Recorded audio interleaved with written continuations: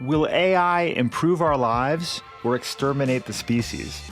What would it take to abolish poverty? Are you eating enough fermented foods? These are some of the questions we've tackled recently on The Next Big Idea. I'm Rufus Griscom, and every week I sit down with the world's leading thinkers for in-depth conversations that will help you live, work, and play smarter. Follow The Next Big Idea wherever you get your podcasts. From LinkedIn News, I'm Jessie Hempel, host of the Hello Monday podcast. Start your week with the Hello Monday podcast. We'll navigate career pivots. We'll learn where happiness fits in. Listen to Hello Monday with me, Jessie Hempel, on the LinkedIn Podcast Network or wherever you get your podcasts. Hello, my friends, and welcome to another exciting episode of Negotiate Anything. This show is produced by the American Negotiation Institute, and with over 5 million downloads and listeners in over 180 countries, listeners just like you have made this the #1 negotiation podcast in the world. Hi, my name is Kwame Christian, and I am the founder and CEO of the American Negotiation Institute. Here at ANI, we believe that the best things in life are on the other side of difficult conversations, and we are passionate about providing you with the best content that will help you to make your difficult conversations easier, both at work and at home. Lastly, I want to remind you that we offer consulting and conduct trainings, both virtually and in person, all around the world. Our focus is in 3 main areas. First, negotiation and conflict resolution. Second, leadership. And lastly, diversity, equity, and inclusion. Check the link in the description below to learn more about how we could work with you and your team. And now, without further ado, let's jump into the interview.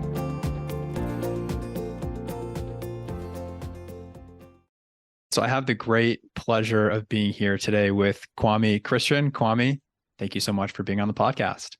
Matthew, it's my pleasure. Thanks for having me. So you wrote a really wonderful book, How to Have Difficult Conversations About Race. Honestly, I thought the book was well written. I thought it was authentic. I think that you're very fair and compassionate in the book and really show how to look at both sides of a conversation, which should come as no surprise given your job and your title and your background.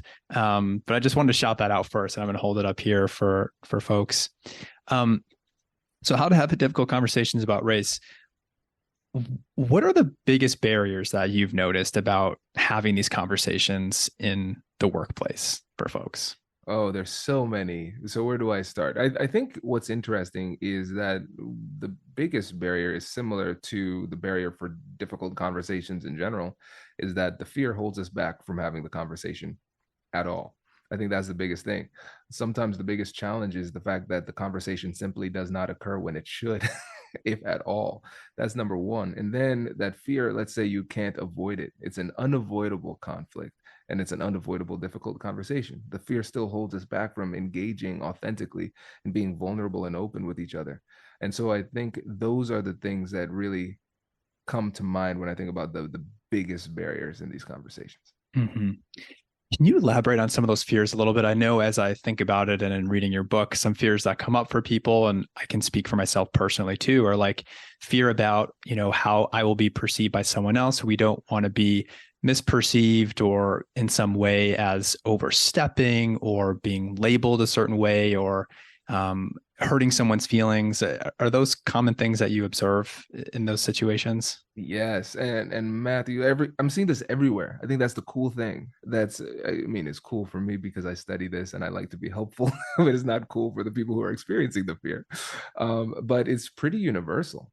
No matter where I am in the country or in the world talking about this, the fears are very similar. So you nailed a lot of them. Misunderstood, fear of being rejected for what it is that you believe. Ostracized, for example, is something that happens. Like, I'm going to be an outcast if I say this and people don't agree. Fear of being canceled. Like, I'll be misunderstood and then I won't have an opportunity to come back. Fear of offending people, those type of things. And I think a lot of times there is some learned helplessness that people need to work through, because they might say, well, I've had this conversation. I've tried to have this conversation multiple times and it's never gone well. So why would this be any different? I'm just going to stop trying. And so there are a lot of different fears that people have. But we have to recognize that I think those fears they're legitimate and they're real. So we have to address them. And when it comes to difficult conversations, a lot of times we focus so much on the external conversation with the other side that we don't take the time to really even consider the self-work that it takes to have a high-level conversation. And so in both of my books, I explore the internal side as well, because I said in the first book, it doesn't make sense to give recipes to people who are afraid to get in the kitchen, because it doesn't speak to the underlying challenge of the emotions. Mm-hmm, mm-hmm. So I currently and have been working in a university setting, not so much now, but as you can imagine, there is really an effort to have these conversations in that setting and in other settings, especially settings that might be a little bit more progressive. But what I also notice, I mean, to your point, is that there are people, and again, I can fully take responsibility for this on my side too, that feel afraid to talk and to speak up and share their opinion. And one of the things that you do so well in your writing and in your speaking is encouraging people really to listen and understand and show empathy, even for people that don't agree with us, for people that we might perceive as being, their ideology being like offensive or at odds with ours. You really, really encourage people to show up and listen. Why is that important, to create a container for listening and understanding? Like, even if someone like offends you, and even if you're like, this person's like clearly a racist person, why is it important not to shut down that conversation and to have empathy? That can seem a little counterintuitive to people. I love this question for a number of reasons. I'm going to give you the simplest answer. It's effective. That's the reason. Like, that is the reason.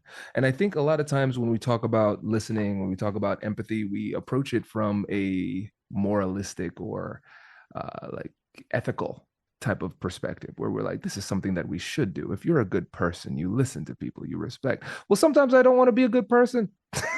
Sometimes when you're very emotional, sometimes you don't want to be a good person. We've had these days, right? We don't want to be a good person sometimes. And I think it's really important to focus on the fact that we have goals in these conversations. We have goals. That's really it.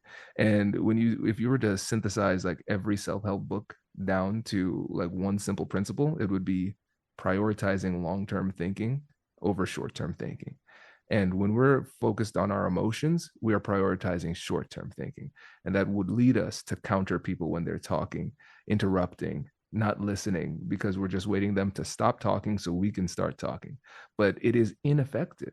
If we are able to slow down and think about what our ultimate goals are in these difficult conversations, we would realize that there is really no way to accomplish those goals unless we have so much leverage in this interaction that it doesn't matter what the other person thinks. And if that's the case, you probably wouldn't be having the conversation, right? You need to get there through listening. And so I think that's really the key. And I think when it comes to empathy, this is a counterintuitive point.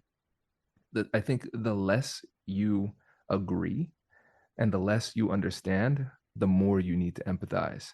Mm-hmm. Because in my book, I draw the distinction between what I call intentional empathy and automatic empathy. And so we were just talking about football earlier, right? So you're a Spartan, I'm a Buckeye, right? So if we're playing each other and somebody on my team gets hurt, let's say they hurt their knee, I am going to wince. I'm going to reach down and like grab my knee as if it was my own, because I can see that person as part of my team. And so my mirror neurons will act as if I'm hurt if they're hurt. So empathy is easy. It's automatic. It's psychological empathy. But when it comes to somebody who's not on my team, if somebody gets hurt on Michigan State's team, there's not going to be that automatic empathy. I'm going to need to force it. I'm going to say, listen, no, this is what we do. We kneel down when somebody's hurt. We don't applaud. Calm down, people. That's not how we respond, right? That is my higher level thinking, working with intentionality and effort in order to override the automatic psychological processes. So long story short, when it comes to empathy, like, we need to give more of it and work harder at it the less we agree. And empathy just means understanding. It doesn't mean condoning. It doesn't mean that we agree, but empathy is just trying your best to understand how they see, think, and feel about the situation. And you're not going to be able to persuade unless you have a clear understanding of where they are. Does your company invest in professional development training? If you believe that your team would benefit from a negotiation workshop, all you need to do is go to our website, fill out the workshop request form, and then we'll set up a time to chat. These workshops are completely customizable, and we've done them all around the country. Negotiation and conflict resolution skills are beneficial across all professions, but they're especially useful in procurement, purchasing, sales, sourcing, and contract management. Our calendar is filling up quickly, and we even have some workshops scheduled for next year. If you think you might want one, I'd suggest reaching out soon so you don't miss out. Check out the link in the description to learn more, and we will be right back after this.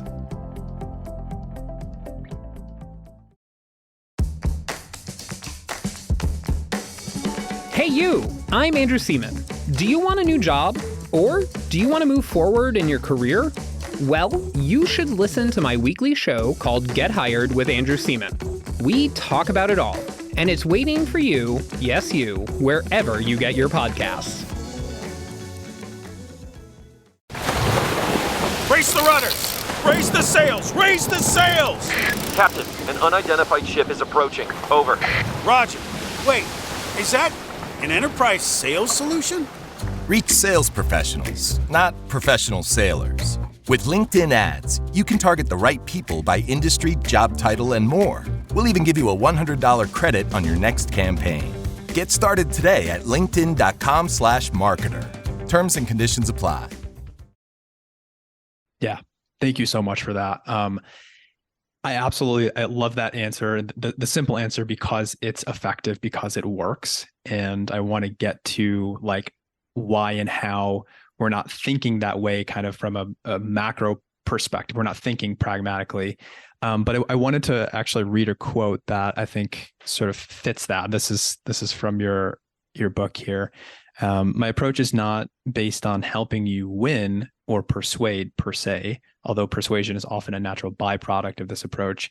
It's focused on understanding, because people are usually unwilling to change their hearts and minds if they don't believe that you understand where they're coming from. So this really underscores, you talk about like level 1 communication and level 2 communication.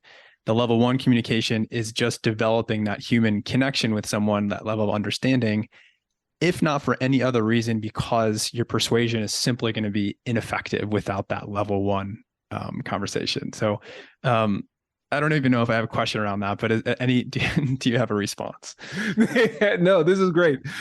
And I'll tell you one thing. It's so funny hearing people reading the book. It's heartwarming too, because you stay in this little cave for a long time, just typing away in solitude, and it's just nice to see that it's well received. So I appreciate that. But I like the simplicity of thinking about it in terms of level 1 versus level 2 communication, because it makes it clear what the goal is. Because there's going to be that little voice, that competitive voice in the back of our head that says, contend that, argue that, they're wrong, let them know. And so what I've realized is that in a lot of these interactions, it's not about being right or wrong or creating change. It's about dominance. It is about us approaching this with a level of righteous indignation and arrogance, to the point where our goal in the conversation is to get the person to relent. So I am intellectually superior, I'm morally superior, and my goal is to let you know. And if you're wrong, I'm not giving you any grace, I'm letting you know where you're wrong. But I don't want to take the time to accept where you are right, because then it runs counter to my narrative of superiority, right? I don't even want to take the time to understand you, because that is almost like an insult to my intelligence, to even understand where you're coming from.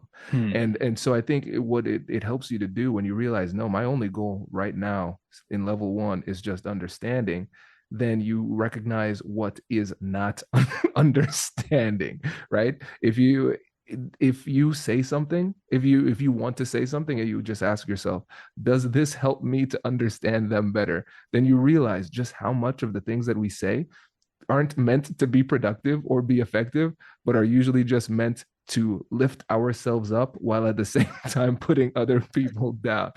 And so I like to just keep it as simple as possible, because like you said in that quote, a lot of times the persuasion it happens organically, because as you give somebody an opportunity to speak, they start to understand themselves on a deeper level too. You might be asking them questions that they've never explored for themselves. And I had a great guest on the show named Michael Ashford. And one of the things that he said is like, when you just ask questions and you can listen, it's like a superpower, because what ends up happening is, as they're explaining, they're revealing in many instances, their own contradictions to themselves, like the innate hypocrisy of their positions. And I don't mean this in like a me versus them type of way. I think most of our human beliefs, a lot of them, more than we would like to admit, are built on some level of hypocrisy, right? But then when it's a serious issue and you're explaining it to yourself, and then you realize, wait, that and that, what I said 5 minutes ago doesn't comport with what I'm saying right now. Then what ends up happening is that incidental persuasion, when they say to themselves, oh, wait, I see this. Okay. And so then it doesn't feel like, hey, Matthew forced me to change my way, or Kwame persuaded me. I was just chatting with Matthew and then I happened to change my mind. That's when persuasion is at its best. Oh, yes. So well said. If someone is, like you were saying, if someone is lucky enough to have someone there listening to them and holding space as they explore these things in sort of a non-judgmental way, they're much more likely to come to a new insight and actually decide to make some sort of behavior change on their own, versus the resistance and defensiveness that comes up when someone across from me is trying to get me to believe whatever they believe in. Exactly. So I just want to, kind of hear your take on like how this is playing out on a more macro perspective. Obviously, like there are individual examples of this happening all over the place, but also like this is happening as a collective, like, through social media and through different movements. And I think that people are starting to feel more isolated, more siloed because of that pressure and the attempt to persuade. And that is creating more polarization. At least that's just the way that I see it. But I'm just curious to hear your thoughts on sort of a collective scale.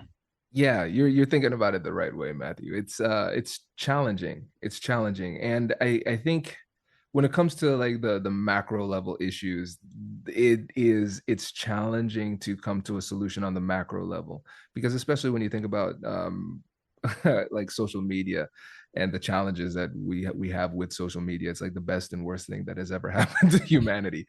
And you can't really unring that bell. You can't pull that back. You can't pull back somebody's First Amendment rights, right? And so I'm not sure what the solution is there. But as it relates to our individual conversations that operate with the reality of that macro level situation, now I have some solutions for that. Because one of the keys that we have to bring to the table is the ability to depoliticize these types of issues as much as possible.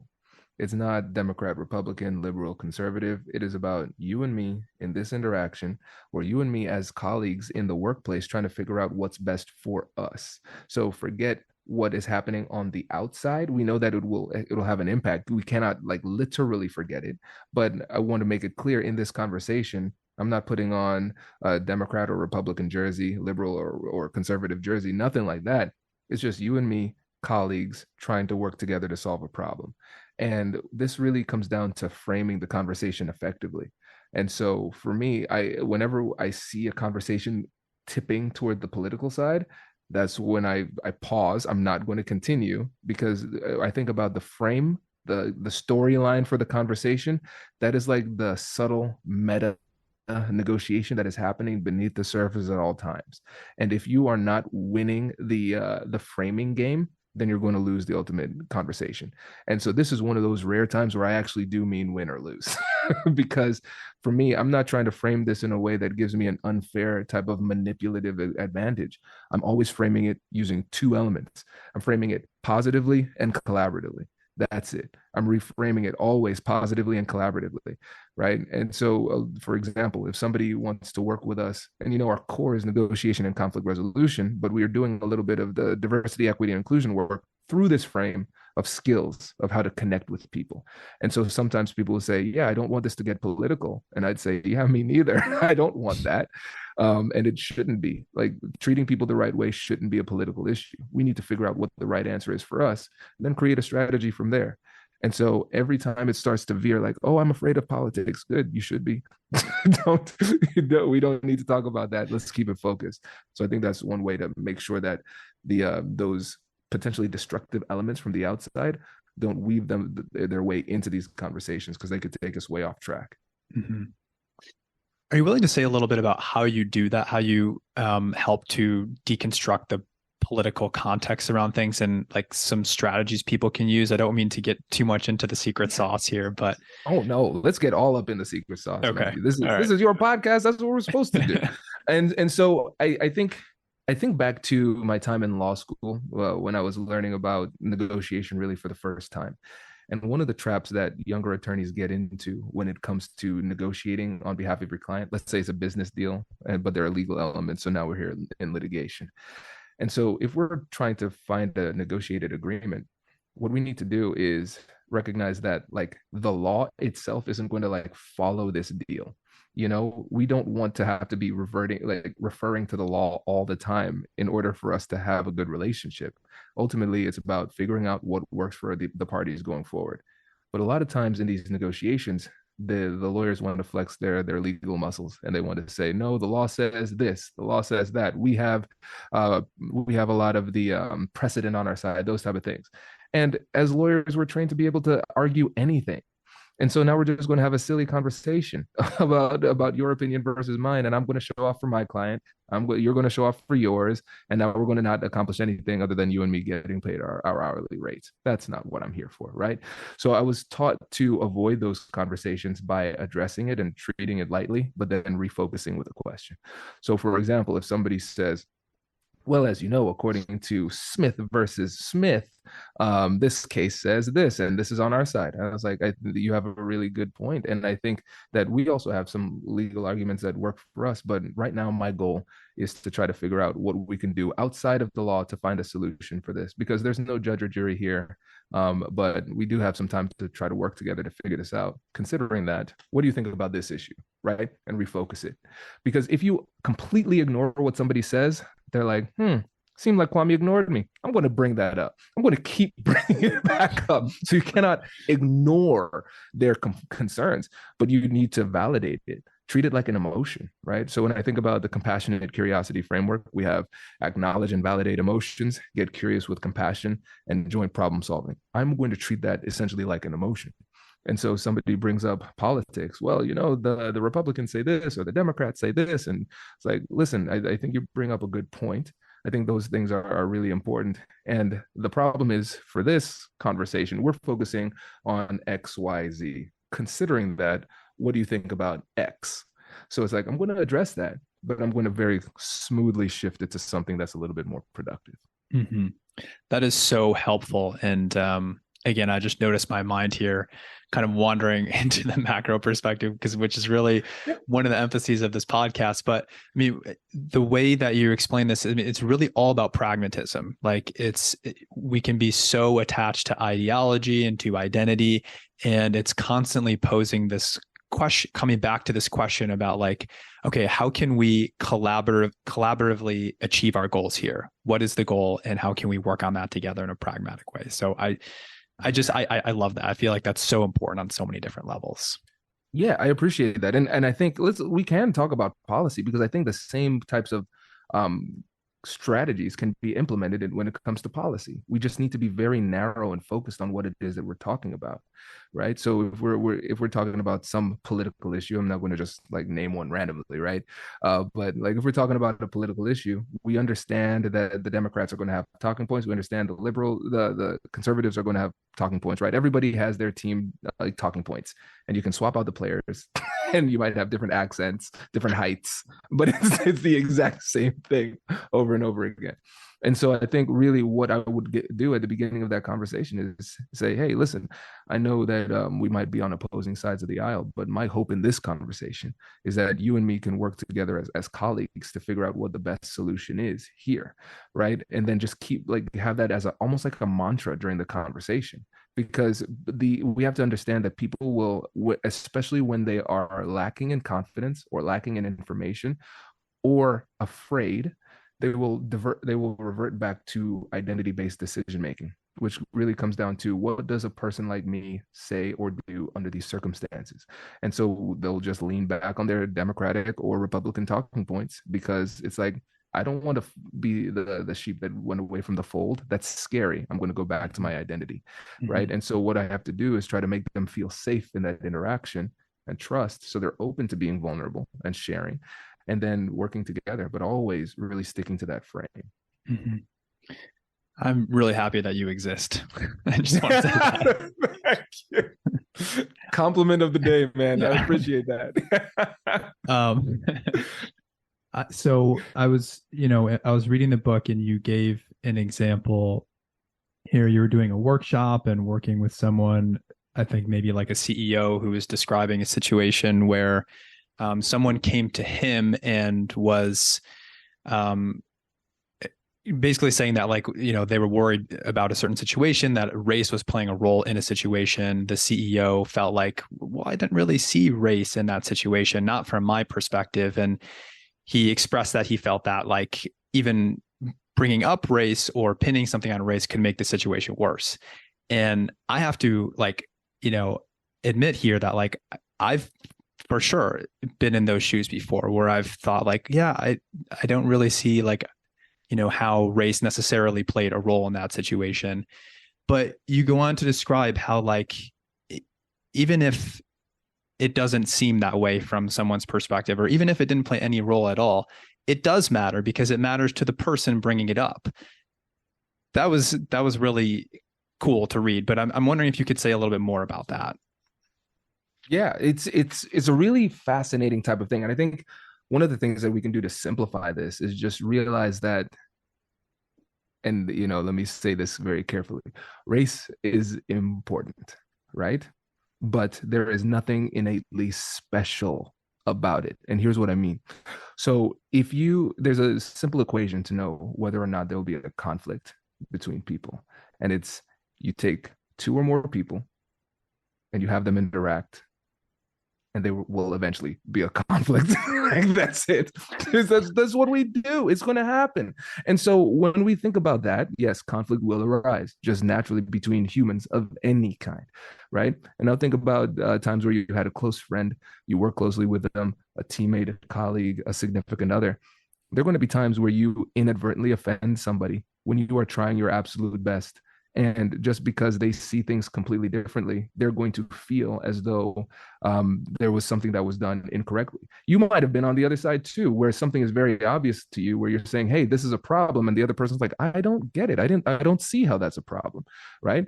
The thing that makes those issues about race so much more challenging is because there's an increased level of emotionality because of two main things. It's identity and morality. Because, like I said, when we talk about identity, it's what does a person like me say or do in these situations, but then also morality. What does it mean to be a good or a bad person?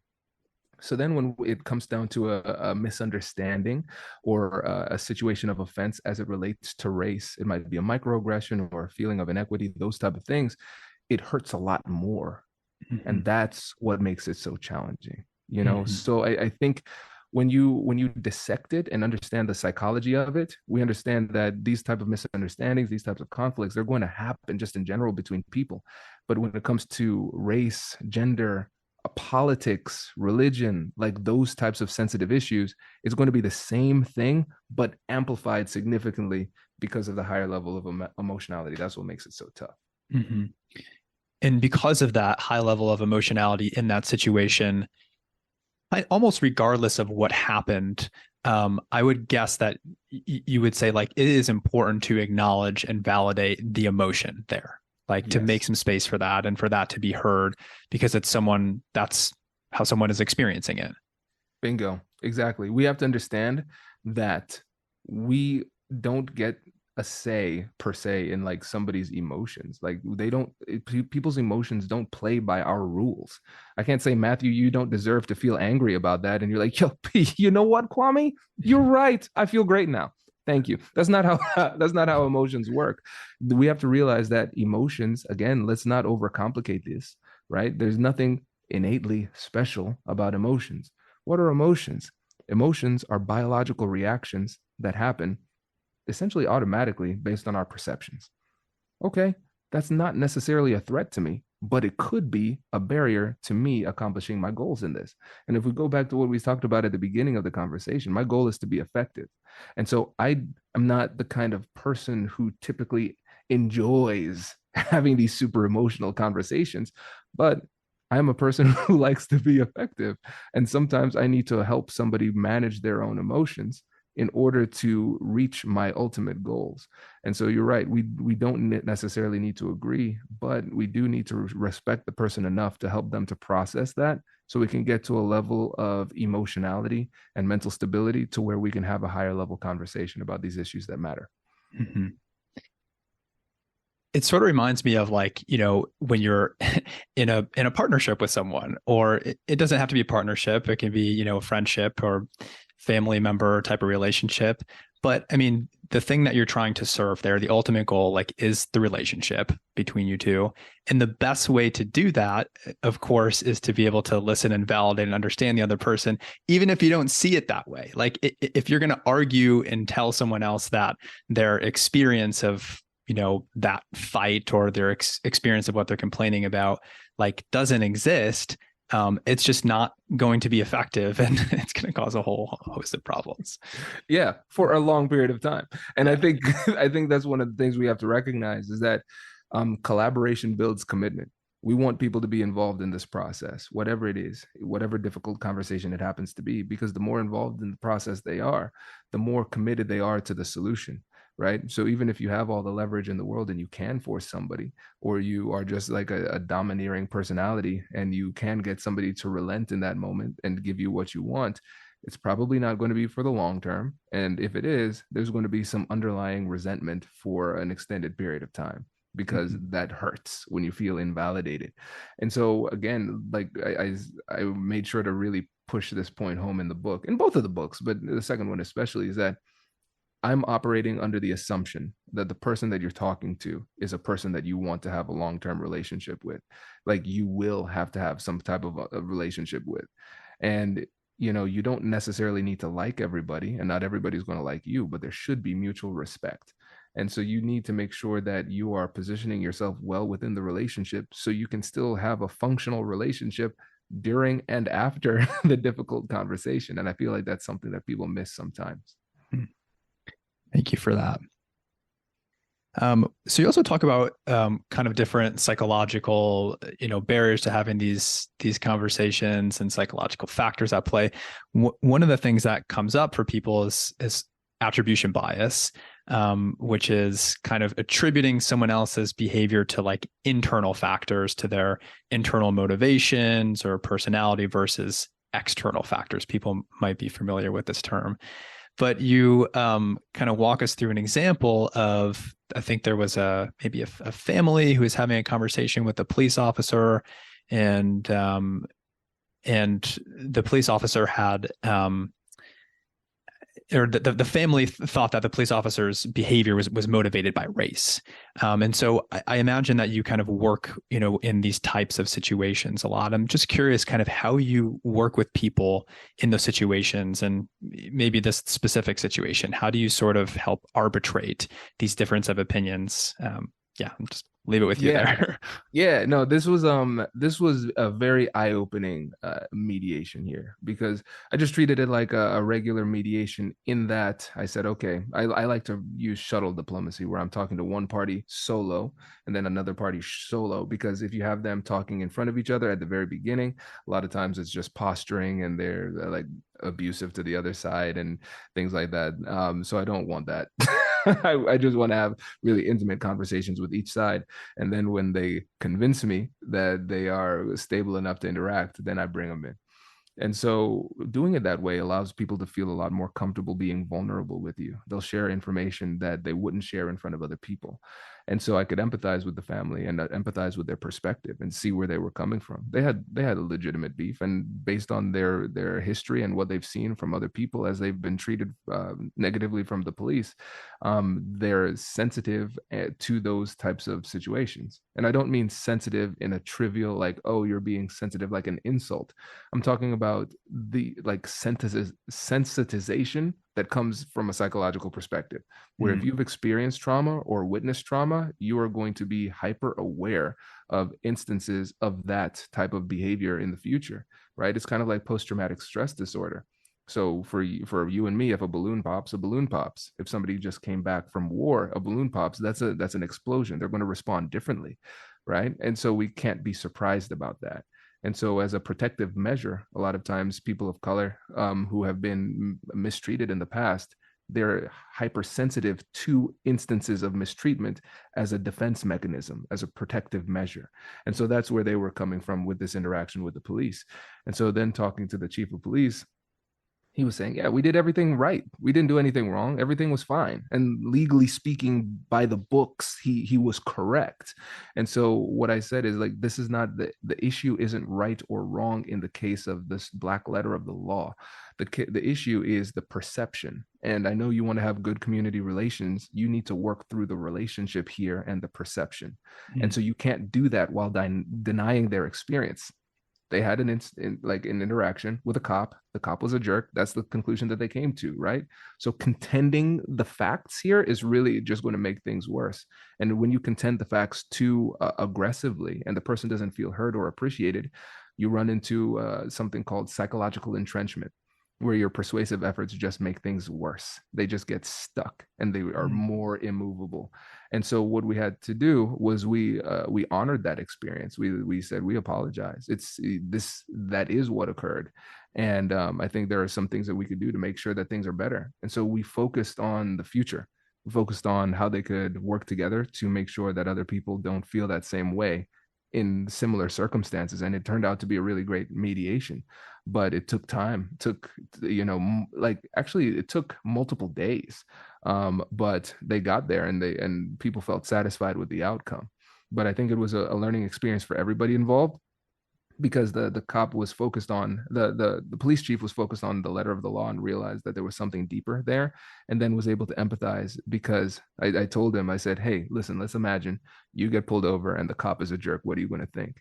And he said, I'm going to think the cop is a jerk. I was like, okay, now let's say that same cop does that to a black family. What are they going to think? They're like, oh, I have the privilege of being able to think, yeah, this was not about me. This person's just a jerk. But if you've lived a life of like racial trauma and mistreatment, then you're going to legitimately jump to that conclusion, because that's the conclusion that keeps you the safest. So it was a challenging one, but we got there, and it took a lot of time and effort, but the ultimate result was positive. As you're talking about this, I'm just noticing like almost like a feeling of like catharsis coming up, just listening. And I think, really the takeaway here for me in having this conversation and, reading your book and everything is like the experience really matters. Like the relationship really matters, and acknowledging people's experience, like validating people's experience, that really, really matters. That seems to be just a really important missing piece in all of these conversations. It's so often focused on who's right or wrong, or like the details of what happened. But I think what you're saying and what you're pointing to is like how important it is to really acknowledge like people's experience and to build trust on that level. Absolutely. And when you think about trust, I think trust is one of the most powerful but also misunderstood concepts. Because if you ask somebody, hey, why should I try to get somebody's trust? It's like, hey, essentially it's a relationship accelerant. It makes everything better. I'm going to listen to you. You're going to listen to me. You're going to listen to me with less skepticism. You're going to believe what I say more readily. It's going to be a much easier conversation. People are going to be willing to be vulnerable in that instance. And then when I ask people, hey, if I were to flash the face of somebody on the screen, how long would it take you to tell me whether or not you trust them? They're like, oh, in an instant, right? So it doesn't require logical thought, which means it's an automatic process that is largely subconscious. It's a preference, also known as a bias.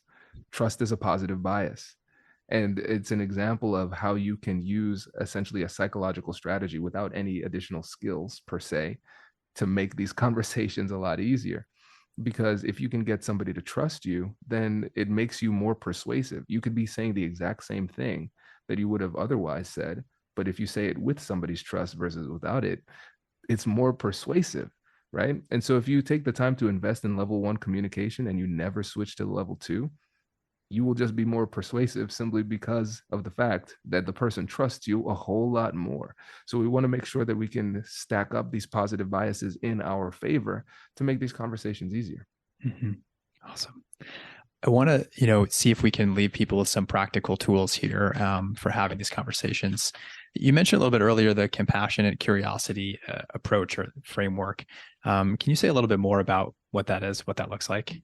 Yes, that's my baby. That is my baby. So I came up with the concept for my TED Talk, Finding Confidence in Conflict, then developed it with the second book, Finding Confidence in Conflict, and it just continues to grow. And so it is a simple framework, but it took me years to get it to this point of simplicity. And so I think about Da Vinci, when one of the things he said is that simplicity is the ultimate sophistication. And I want to make sure that we're giving people a tool that they'll actually use and remember. That I think that's one of the things that's really tough about academics right now, and thought leaders a lot of times, is that it's too convoluted and complex. It might make sense, but it's not practical because people won't be able to use it under duress. So that was my whole mentality about compassionate curiosity. So it is a tool that helps you to not only handle the external conversation, the external negotiation, but also the internal negotiation, same exact way, flipped internally. So step 1 is acknowledge and validate emotions. Step 2 is get curious with compassion. And step 3 is joint problem solving. And it helps you to know what to say and when to say it with maximum impact. So if you see somebody displaying an emotion, then you acknowledge and validate the emotion. If you work your way through that emotional issue, you get curious with compassion, asking open-ended questions with a compassionate tone in order to gather information, make them feel safe. Then once you have enough information, you can transition to step 3, which is joint problem solving, working with them to figure out what the relationship looks like going forward or how we solve the problem going forward. But internally, it's the exact same thing. Acknowledge and validate our emotions, beliefs, and potentially biases, and then get curious with self-directed compassion. So we're going to ask ourselves these questions. Why do I feel this way? What led me to this conclusion? How do I know this is true? Those type of things. And then with the last step, joint problem solving, when we're reconciling the differences between our heart and our mind. So what would satisfy me emotionally in this circumstance? And then what should I actually do in this situation? And so it helps you to manage your emotions and think a lot more clearly and work through biases when it's flipped internally. I love the fact that it can be turned inwards as well. That's so cool. Is there somewhere people could find this online, just to be able to go through those steps? I know they can obviously play back what you just said, but is there a resource online? There are. If you go to our website, AmericanNegotiationInstitute.com, you can get access to some free guides, free resources, blogs, things like that. That is the ultimate resource there. And we just got a new website and I'm not as familiar with it. So I'm I know it's there. I just don't have the precise URL. We also have an online course coming out too next year. But yeah, that website would have a lot more resources. I will link to the website and see if I can find it in there as well. Say a little bit more about the course that you guys have coming out. Yes, this is exciting. It's exciting for a number of reasons. I will start with the more comical. I'm on the plane all the time, Matthew. I'm like every week. And so it's fun for me to travel. I like going out and meeting new people. It's not fun for my family to be gone all the time, so I have a young family, want to be able to spend more time. So scaling is going to be important. And one of the things that's tough is I love doing these presentations, but I never feel like I have enough time. Even if it's a full day training, I'm these 6 hours flew by. Can I have 12? Right. And so with the online course, it allows us to go really deep into our content library and add a lot of value at a price that is reasonable for people too. And so it's going to be, we haven't settled on a name yet, but let's just call it the Negotiate Anything Masterclass. That sounds pretty cool. I like it already. It'll just be all of our best content. And if you follow me on LinkedIn, you'll actually be able to have input on what it is that we're doing, because we're doing on using the LinkedIn poll functionality, a tournament of topics. So the topics that get the most votes are the topics that are going to be in the course. So we're making sure that this is just not Kwame feeling really cool about really cool things that he only likes. We're making sure that we're making it super practical, super tangible, so that people can actually know what to do. So very excited about that. That's very cool. I love how you're involving people and having them already engaged in the process of kind of creating the course that they want to have. Exactly. Otherwise, we'd be spending time like studying Machiavelli. I'm like, this is really cool. You want to hear what Marcus Aurelius has to say? Stoicism and negotiation. It's like, no, Kwame, no, we don't. So this keeps me really, really focused to make sure I'm only giving you what you all want. Awesome. I love it. This has been such a great conversation, Kwame. Is there anything else that we haven't covered yet that you wanted to say, or anything else you wanted to share with the audience? Yeah, just connect with me. LinkedIn is the place to find me. I post every single day. That's the goal. So always connect with me on LinkedIn. Check out the podcast, Negotiate Anything. We have 3 podcasts, actually. Negotiate Anything, Negotiate Real Change, which is all about creating positive change in your workforce, but using negotiation skills to get there. And then a Spanish podcast called Negociación desde Cero. That is a great show, hosted by Simon Perez on our team. But yeah, just continue to reach out. Check out the website if you're interested in learning more about the course or or bringing us in for a training. And then regardless, follow me on LinkedIn. That's the best way. Awesome. Thank you so much for being here. Thank you for the great work that you and your team do. I'll look forward to continuing to follow you guys, and hopefully we'll get my hands on that course as well. Yes, and we are excited to have you on the show, my friend. So yes, we'll be returning the favor. I can't wait. Awesome. I'm looking forward to it as well. Congratulations! You've just joined an elite club. By listening to a full episode, you're now officially on the Negotiate Anything team. So welcome aboard. What most team members do is they subscribe to the podcast because that allows them to automatically get the latest episodes of the show. The best things in life lie on the other side of difficult conversations. Keep learning, keep practicing, and keep getting better. Your relationships will improve, your career will soar, and you'll have the confidence you need to get the most out of these crucial conversations. Again, thank you for joining the team. We're excited to have you, and I will see you in the next episode. I'll catch you later.